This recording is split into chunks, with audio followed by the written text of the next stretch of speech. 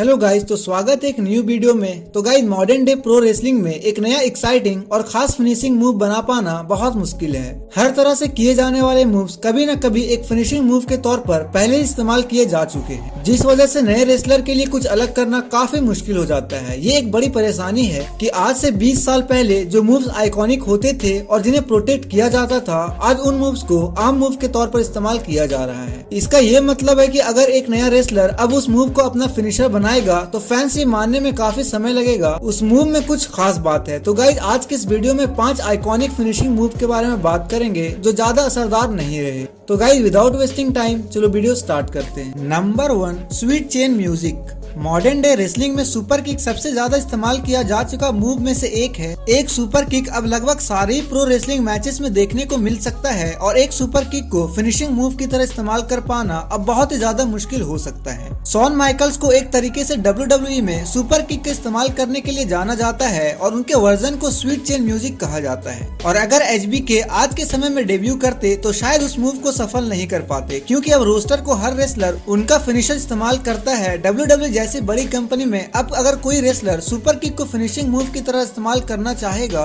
तो वो केवल तभी होगा अगर सभी मैचेस में सुपर किक पर एक ब्लैंकेट बैन लगा दिया जाए और फिर जब सुपर किक को सिर्फ फिनिशिंग मूव के लिए रखा जाए, तब शायद कोई रेसलर फिर से इस मूव को पहले ही तरह फेमस कर पाएगा। चलो बात करते हैं number 2, the figure 4 leg lock. जब बात फेमस फिनिशिंग मूव की आती है तब फिगर 4 लेग लॉक बेशक एक जाना माना और पसंदीदा सबमिशन मूव है। इस मूव को नाम ज्यादातर रिक फ्लेयर के साथ लिया जाता है और फ्लेयर ने अपने इस ट्रेडमार्क मूव की मदद से बहुत सारे टाइटल जीते हैं। WWE को ये मूव किसी और रेसलर को देने में बहुत हिचकिचाहट होती है, क्योंकि फैंस को ये बात बिल्कुल पसंद नहीं आती कि फ्लेयर के अलावा कोई और इस मूव का इस्तेमाल करे। जब फ्लेयर ने ये मूव मिज को दिया था तब फैंस को ये बिल्कुल पसंद नहीं आया और साथ ही साथ मिज इस मूव को बहुत खराब तरीके से करते थे। WWE ने फ्लेयर की बेटी शार्लेट फ्लेयर को भी ये मूव देने की कोशिश करी और शार्लेट ने समझदारी दिखाते हुए इस मूव में कुछ बदलाव किए और उस वर्जन को अपने फिनिशर द फिगर 8 की तरह इस्तेमाल किया, जिसमें शार्लेट एक ब्रिज की तरह ऊपर की तरफ उठ जाती थी ताकि उन्हें ज्यादा फायदा मिल सके। ये मूव काम करता है और इससे शार्लेट के कुछ बेहतरीन मूव में से एक माना जाता है और ये शार्लेट के अपने खास और यादगार मूव में से एक बन चुका है। चलो बात करते हैं नंबर 3, द पीपल्स एल्बो।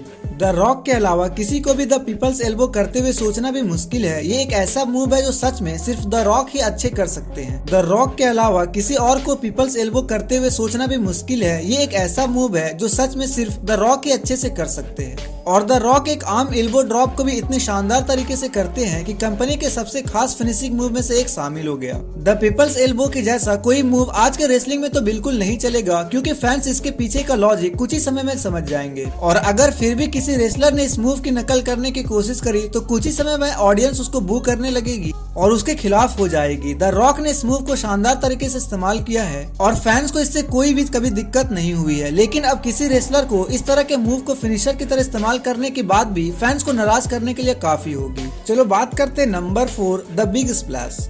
पहले द बिग स्प्लैश को फिनिशर की तरह इस्तेमाल करना सुपर हेवीवेट चैंपियन के एक असरदार फिनिशिंग मूव करने का चालाक तरीका होता था। मार्क हेनरी और विसेरा जैसे रेसलर का एक फिनिशर के तौर पर इस्तेमाल करते थे और उनके लिए मूव अच्छा भी था, क्योंकि वो इस मूव को खतरनाक साबित कर सकते थे। इस मूव को द अल्टीमेट वॉरियर ने भी इस्तेमाल किया है और उनका वर्जन इसलिए कामयाब हुआ क्योंकि वो एक अच्छी ऊंचाई से इस मूव को करते थे, जिससे ये मूव देखने में शानदार लगता था। द बिग स्प्लैश अब बाकी दूसरे मूव की तरह हर मैच में आम हो गया है और अब केवल एक मूव से दूसरे मूव पर जाने के लिए इस्तेमाल किया जाता है। अगर इस मूव को आज कोई रेसलर अपने फिनिशिंग मूव की तरह इस्तेमाल करना चाहेगा तो इसमें कुछ बदलाव करने की बहुत जरूरत पड़ेगी। अब ये बदलाव स्प्लैश को टॉप रोप से करने में भी किया जा सकता है या फिर कुछ इससे भी नया, और खास इस बदलाव के लिए बिना यह मूव लोगों को पसंद नहीं आएगा, क्योंकि फैंस को यह काफी पुराना लगेगा। चलो बात करते हैं number 5, the leg drop.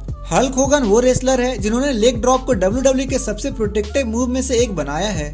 Hulk का लेग ड्रॉप एक बेसिक फिनिशर होने के बावजूद भी WWE के इतने सालों के प्रोडक्शन की वजह से खास बन चुका है। होगन के एरा के सालों बाद अब ये मूव ज्यादातर मैचेस में एक स्टैंडर्ड बेसिक मूव के तौर पर इस्तेमाल होता है और किसी रेसलर का अब इस तरीके से फिनिशिंग मूव की तरह इस्तेमाल करना बहुत मुश्किल है। मॉडर्न डे रेसलिंग फैंस के मुताबिक लेग ड्रॉप एक बहुत ही आम मूव है जो फिनिशिंग मूव बनने के लायक नहीं है। हो सकता है कि अगर कोई सुपर हेवीवेट रेसलर इस मूव को फिनिशर की तरह इस्तेमाल करे तो ये काम कर जाए, लेकिन फिर भी फैंस को इस मूव में दिलचस्पी दिलाना एक मुश्किल काम ही रहेगा।